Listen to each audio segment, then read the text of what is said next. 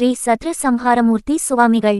மகான்கள் தன் வாழ்நாளில் தன்னளவில் வாழாமல் மற்றவர்களுக்கும் இப்படித்தான் வாழ வேண்டும் என்ற வழிமுறைகளை வகுத்து தருகின்றனர். அத்தகைய மகான்களில் ஒருவர் ஸ்ரீ சத்ரு சம்ஹாரமூர்த்தி சுவாமிகள். இந்த மகானது உள்ளமெல்லாம் அன்புமயமானது. அன்பு என்பது எது, அது செய்யும் பேராற்றல் என்ன என்பதை உலகிற்கு உணர்த்தி வாழ்ந்து காட்டிய வள்ளல்.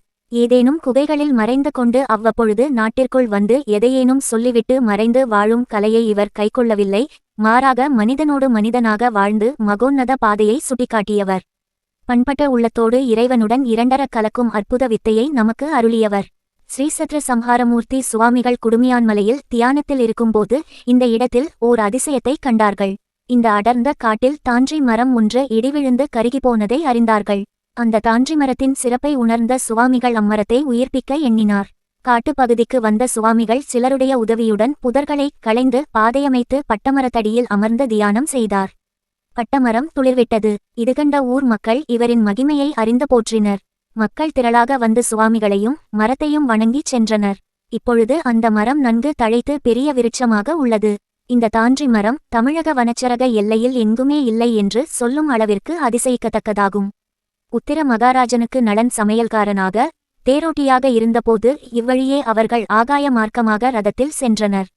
அப்பொழுது ராஜாவினுடைய மேலாடையான அங்கவஸ்திரம் கீழே விழுந்துவிட்டது. அதற்குள் ரதம் உருகாத தூரம் சென்றுவிட்டது. ரதத்தை நிறுத்திட்டு நலன் கீழே இறங்கி வந்தவழியே தேடியபொழுது கருகிய நிலையில் இருந்த அந்த தான்றி மரத்தினை கண்டார். அதன் 4 கிளைகளிலும் 4 கனிகள் இருந்தன. அதிலிருந்த ஒவ்வொரு கனியையும் சுவைத்து பார்த்த பொழுது அவை காரம், துவர்ப்பு, கசப்பு என வெவ்வேறு சுவைகளில் இருந்தன.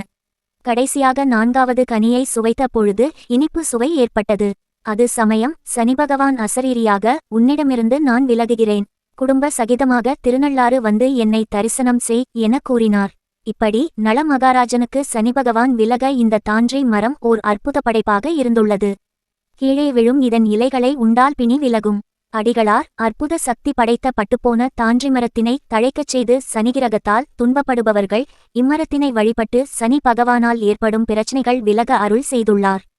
திருச்செந்தூரில் ஜோதியான ஸ்ரீ சத்ரு சம்ஹார மூர்த்தி அடிகளின் பிடிமண்ணை இங்கு கொண்டு வந்து நிலைநிறுத்தி லிங்கம் பிரதிஷ்டை செய்து அந்த இடத்திற்கு தான்றீஸ்வரம் என்று பெயர் சூட்டியுள்ளனர். இந்த மரத்தடியில் விநாயகர், சுப்பிரமணியர், நவகிரகங்கள் முதலியவற்றுடன் ஸ்ரீ சத்ரு சம்ஹாரமூர்த்தியும் உள்ளனர். ஒவ்வொரு மாதமும் பெளர்ணமி இரவு பூஜை, மாதந்திர சத்ரு சம்ஹார ஹோமம் நடைபெறுகிறது. இந்நாள்களில் பக்தர்கள் கலந்து கொண்டால் நினைத்த காரியம் அனைத்தும் கைகூடும் என்பது ஐதீகம். வழித்தடம்: புதுக்கோட்டையில் இருந்து விராலிமலை செல்லும் பேருந்துகளில் ஏறி தான்றீஸ்வரம் விலக்கில் இறங்கி அங்கிருந்து 1 கி.மீ. சென்றால் இத்திருக்கோயிலை அடையலாம். Hot springs.